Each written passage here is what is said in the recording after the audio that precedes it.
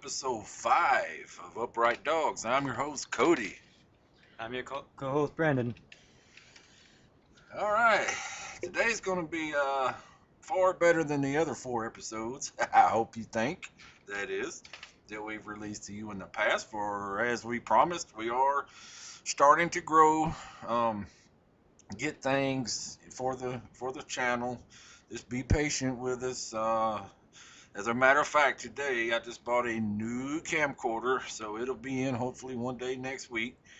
The video that you're going to find today, today was actually done with a smartphone camera, which, hey, this thing's awesome. I have no problem with it, but it's not going to be good on stopping any kind of wind blowing, and unfortunately, Texas is full of wind, so if you hear a lot of wind noise in this video we're going to show, please forgive us. Give us time as we will get a camcorder and a microphone and a windsock, etc., and try to stop this stuff. We made an interesting find, as you'll see in the video. We are going to try to get a hold of a biologist to analyze the hair samples that we found. We found a clutch of hair there. The video will explain it, but we are going to try to get that looked at. All right, today before we get to our first part of the program, which is a story that I heard last week about a little girl living on a farm with her parents, and I'll get to that in a minute. But before we do, I'd like to thank the new subscribers to the channel this round. Shane Barber, thank you for your subscription. Eric Lopez, Dick Richards, and Alex.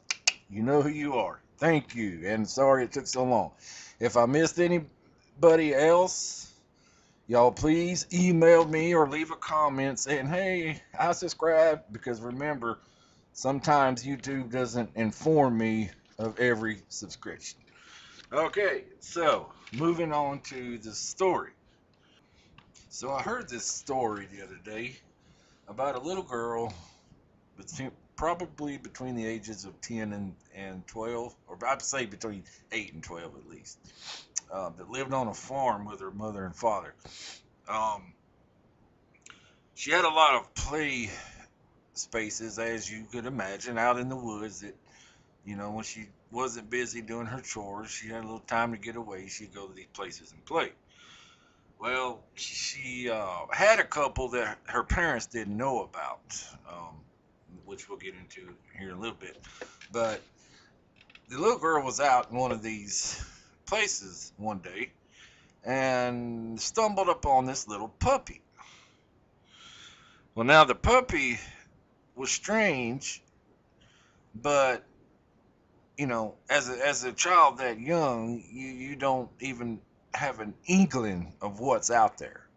So, what's out in those woods. You don't know. You just see something that looks adorable, so you don't question it. Well, the puppy she says that it could run on all fours, but it seemed to like walking on 2 legs. Well, she played with this puppy and all of this for a while, and decided she wanted to keep it, so she brought it home. Well, the mother saw it first because the daddy was still out in the fields plowing and whatnot. The mother saw it first. The mother thought it was strange, but told the daughter, hey, you're going to have to run that one by your dad when he gets in. So the little girl continued to play with it, and then eventually the father came home. Well, the father, she immediately ran up to him and, can I keep it? Can I keep it? Oh, please, Daddy, please, please. And he's like, no, release that thing right now. And he had a gun on his tractor that, he kept just in case he needed it for some strange reason. But you cannot keep that. That is a monster. Let it go immediately. And I guess with him raising his voice, it scared the little pup, and he took off running. Well, the dad raised his gun up in the air to make sure it kept running and squeezed off around in the air. Well, this really, really, really, really broke the little girl's heart, and the father was highly upset, and so she ran off, and he yelled to come back here, and she didn't do it because she was so mad. Well, she ran off to one of these spots that her parents did not know about, and she cried and she cried. Well, shortly, the little puppy found her and came back. So she was, of course, she was happy to see this little puppy, and it managed to suppress her heartbreak and her crying for a while as the two started to play together again. Well, she wanted to keep it, but she knew she could not bring it back to that farm because her dad would simply not allow it. So they had actually had two barns um, in the story, and one of them they used, the other one they did not. The mother and daddy was considering tearing it down. Well, the little girl brought the puppy back to that barn and put it in the loft and decided she's just going to stash it there and hide it. Um, and just every chance she got, try to go out there and get it and play. Maybe take it back out in the trails and play with it some more.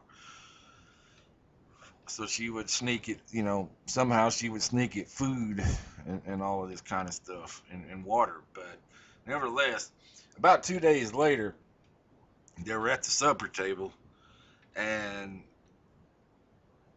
the dad was sitting there, and the little girl, she was describing this in the story, that he did not seem that day did not seem like her father. It seemed like he was distant or really, really heartbroken over what he had did, said, and the way he said it to her, etc. Um, and so she, a little bit after that, her dad looks at her and says, "Honey, do you understand why I can't let you keep that dog, or couldn't let you keep it?" And she didn't never answered because she's still kind of sore over this, but she does remember that he seemed really, you know, sad for the way he had got onto her, but she still remained silent. And so she looked at her mom, and her mom's like, "Don't look at me, look at your father. He's trying to talk to you." So she looked back at her dad, and he says, I've got to tell you a story, okay? Um, he said, when I was your age, maybe a little older, I had a friend of mine, and we're gonna call him Buford in this story because I don't remember what his name was exactly, but we'll just go with Buford. Uh, we were both about 15 years old, and we were hunting a buck one year, and neither one of us had dads that raised us to know any, how to properly use guns and stuff. So we really did not even, you know, we didn't belong out there. But we were just a couple of young boys with a couple of shotguns out there trying to find a deer to get a possible meal. Um, well, sure enough, we saw one, um, and both of us squeezed off a shot. Didn't drop it, as a shotgun most of the times will not unless you hit them directly in the correct spot. But the buck took off running. We did manage to find a blood trail, so we went and picked it up and started trailing it. Well, about 10 minutes into the trail, we started hearing some commotion behind us. And at first, we didn't think anything about it. Until 5 minutes later, it sounded like it's getting closer. And it seems like every time we stopped moving, it stopped, or whatever it was, stopped moving. Whoever, whatever, we didn't know. So we would take a few more steps. The thing would take a few more steps. We stop, it would stop. But every time, it's getting closer. So we were starting to wonder if this might be some poacher or something that's fixing to try to claim our deer. That's what we started thinking. So I told Buford, just hey, just continue, go ahead and continue looking. Go ahead, I'm gonna check this out, see what's up. So I yelled out, "Hey, you friend or foe?" No answer. I yelled again, "What are you doing? Are you after the same deer we are? We shot this deer about 20 minutes ago." No answer. So Buford hadn't made it that much further away from me, so I started trying to catch up to him. Well, much to our surprise, the noises suddenly got louder and so close we could hear the breathing. We turned around to look, and there was this upright animal, was 7 feet if he was an inch, probably more than 7 feet, that was looking us right in the eyes. It walked on two legs. It had amber colored hair, brownish looking hair, pointed ears, and a dog like looking head, except it was a little more vicious looking. Looked like a worse than a wolf with rabies or something, a mad wolf. But we both froze.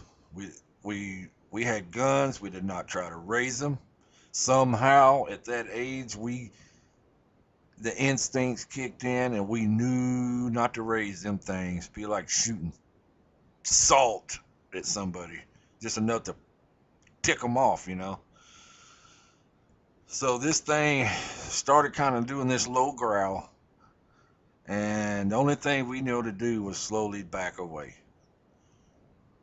We started backing up, but this thing apparently was not going to turn and come towards us as it sits there and watched us backing slowly away. We turned around when we got about 30 yards from it, and we ran. We ran all the way back to the farmhouse. It never chased us. We had to stop and take a couple of breaths a time or two before we got back to the farmhouse. It never chased us. The only thing we knew is that it must have been following that blood. That Buford and I were the same blood we were tracking on that deer. So it must have wanted our deer. So we gave it to him. Believe me. And he goes, then the father proceeds to tell the little girl, "Honey, you know how we used to tell you that there's no monsters under your bed, there's no monsters in your closet, but there are monsters in these woods." So the little girl's never seen her daddy at this. He's never apologized to her because he thinks that's a sign of weakness. Always stood strong in what he said and believed. He never apologized to her because of that fact. But she could tell that something had him, you know, uh, scared and down. So the little girl, she lightened up on the way she was feeling, but she never did really say that she believed what her dad just told her or not until the next night when she heard this awful racket in that barn that was not being used. And when she looked out the window, she had just saw the two barn doors being flung open like they were a couple pieces of cardboard. We're talking about two heavy doors made out of rough cut lumber, oak nonetheless. And anybody that's out there that's ever messed with sawmill rough cut oak knows that that is heavy stuff. Flung two doors, barn doors open like it was a piece of cardboard. Well, unfortunately, her dad heard that same racket. So she knew she had to get up and get out to that barn before her dad did. But and she had made it out to the porch, and the time she had made it out to the porch, she saw this big animal standing on two legs carrying that little puppy and running away. But somehow the little girl knew she still has got to get out there and get rid of all evidence that she kept that thing there. So she still went to that barn. Brave little girl, I say. And then she heard a racket because when she ran into the barn, there was some kind of hole in the back wall, and she went up to it to look at it. So now the loft is to her back when she's at this hole, and she heard this growling. She thought there was something else in the loft. So she was looking up, and when she got into the site where she could see a little bit, the site of the ladder, at the base of the ladder on the ground stood the apparent pappy of that little puppy. And she was in shock. I mean, she was in awe. She seen the biggest animal she ever seen in her life. She could not move at the time, but she did about that time hear her dad yell, "Get down!" And she dropped. He shot. Awful commotion. You know, the pain of the animal screaming as it was being shot. The daddy yelling. The animal ran back through that hole. And that kind of closes out that story. But the little girl that is now grown into a woman ask herself, what had happened? What would have happened if my dad had let me keep that puppy? Would it have grown to learn to coexist with me through the years as it grew older, as I grew older? Would it have learned to coexist with me? You know, I'm here to tell you people, this happens all the time. It's called animal husbandry. This animal stumbled onto her in the wild, started looking at the animal like a parent. And so yes, it is highly possible she could have grew up with that thing and coexisted with that thing just like it was an actual golden retriever or something. Because with that being said, I've got a few things, Brandon. You know, it's said that these dog men like to disguise themselves in packs of coyotes. Well, I want to tell you something. I'm 47 years old. I used to be an avid hunter. Okay, uh, cougars used to be strong, or all through the South, from Florida all the way over to Deadgum, California. In the southern parts, you used to find cougars. Now, I've never in my 47 years seen one in the wild. They're elusive as all get out. Not many people do get a chance to see them. But I'm going to tell you something. You ask yourself, well, how come, people are not stumbling into these little guys like this thing is? These little puppy stages they're in. Well, I'm going to tell you something. Because what if they're in the pack of coyotes? What better way to mask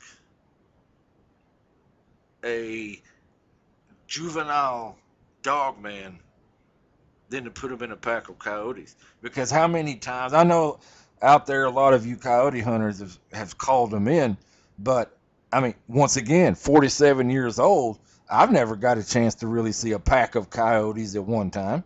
I've heard them plenty in the night, with them being just in the wood line no more than 50 yards from me. But I have never got to see a pack of coyotes. Um, I've I've just only seen them during the day. The scouts, the stragglers running across the highway. I've never got to see an actual pack in action. It would be, to me, I think it would be highly possible to mask their young in that pack of coyotes, and that is why they hang around coyotes. What do you think? I think that's very possible and likely because I'm pretty sure when the Dogman is a baby, it looks a lot like coyotes or acts a lot like them. That's right. That's right. Y'all let us know what you think. Leave a comment. All right. Well, I hope you enjoyed that story. It does definitely seem that it's highly possible that that could be accurate. I'll tell you that much. But we're gonna put you on to this footage that Brandon and I did, and hope you like it. Give us that thumbs up. Hit that bell too, by the way, so it lets y'all know whenever we put something new up. I know YouTube's kind of weird. Until I get the hang of how YouTube does, I think even though a lot of y'all are subscribing, I don't know if you know that I'm putting new stuff up. I'm trying to name it the same to keep it in the same, the same area where when you search it, you find it all. But no, nonetheless, hit that bell so y'all know when we put something. Hey folks, it's Cody and Brandon out on site, on location. I have reports of some potential strange growling noises, I think is what this person said. This person wishes to remain anonymous at this time, but we're out in yonder Texas. We're gonna have a look and see what we can come up with. So I guess Brandon, they said something about, I don't know, kind of up and down this fence row. They thought they heard one noise, and what we'll do is Brandon and I are just going to kind of look at the dirt and maybe see if any tracks were left, see if we can find some tracks, and possible we'll look at these, see if there's any hair might have got caught in them, if something did, indeed walk through here.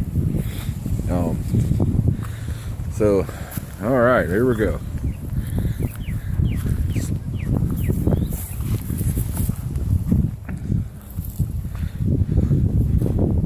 Shout it out if you see something, Brandon. Shout it out if you see something. The ground is a little rustled up over here. Weird spots. You ran a hole like right there. That's weird. Yeah, that is looks more maybe smaller animal.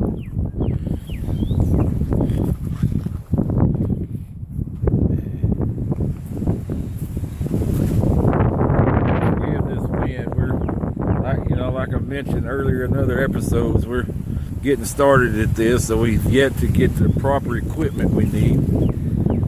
So this wind's going to be a little booger until we can get in the camera with a mic and a windsock on it. So, please forgive that. What we got here? Yeah, it's just a scratch. Just like I said, once again, smaller animal. It's possible whatever it was came across this. As you can see here, I got a cornfield. I think these things have been, if it is indeed a Dogman, I think these things have been spotted in open fields as well as wooded areas. So, got some broken barbed wire fence. Oh, all the way down, like something sat on it. Whoa. Yeah, two of them actually. Yeah.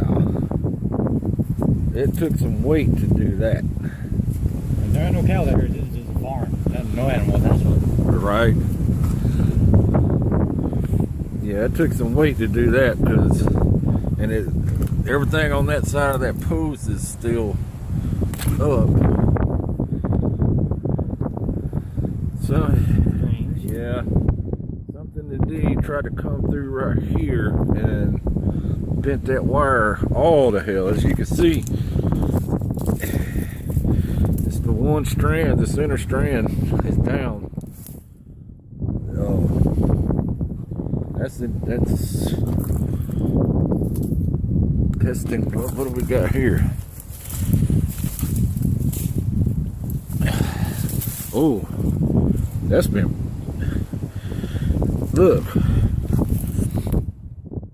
whatever it was bent the barbed wire clip. Wow. It looks like it might have snapped the wire too. You're gonna have to have some force to do that. Right. Well, maybe we'll find something. I mean, there's no cattle out in this field, so a horse or a cow didn't do this. This field here is a cornfield. We're on the we're standing on the person that sighted its property right now. There's no cattle in here or horses. Got shotgun shells.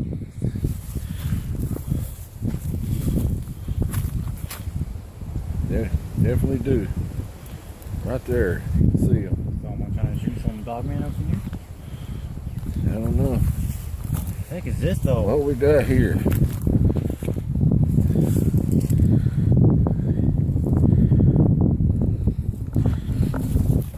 Y'all see, we got an old carcass of some sort here.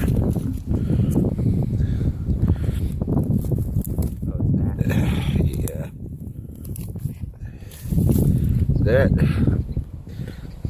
That, my friend,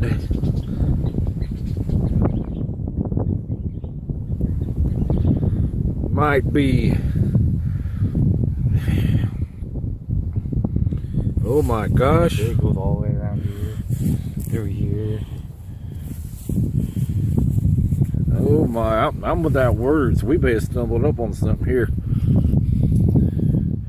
I wonder, we're gonna try to see if we can get a hold of somebody in the Baylor school. See if we can get a hold of a biologist or something to run this through. We might, ladies and gentlemen, we might have a potential Dogman hair little patch here. Look where it is. Shotgun shells. Right by the shotgun shells and right where the fence is down.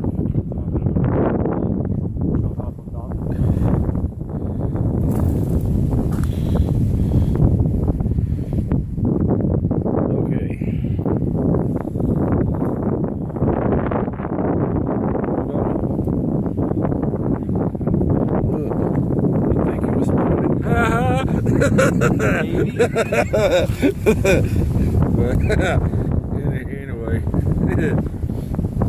sorry for the corny joke. You're gonna find we do a lot of these. We might have a potential here, Brandon. Yep. We're gonna carry a sample of this in to try to get a hold of a biologist at Baylor University. We're going to try to get them to run a sample of this. It may take some time because this is something I have not looked into as to if we ever found anything like this. This is not something I've looked into on just who we're going to take it to, so I'm going to have to find somebody. But once again, you've got down barbed wire and oddly enough some kind of hair right here, like like horses or cow, sheep, they get a winter coat, and during the spring that winter coat starts coming off. Now I don't know what's going on here, but if a dog man or something, I don't know. Honestly, I don't know how he would try to do this. It doesn't look like he came through the top, try to do anything with the top strand of barbed wire, but or the next strand, but the third strand. So as you and I would probably go through the midpoint to get through a barbed wire fence, apparently this thing, whatever this boys tried it too, but it was just so heavy it broke stuff. But if it like, you know, came through the wire and then oh, whoa, look what I found. huh? This strange. Looks like hair on barbed wire. Indeed, another discovery. How did I miss that? Because I was just looking at it. Did it blow off? Was it under this or something? I mean, did it blow or something? Because I just looked at this. How did I miss that?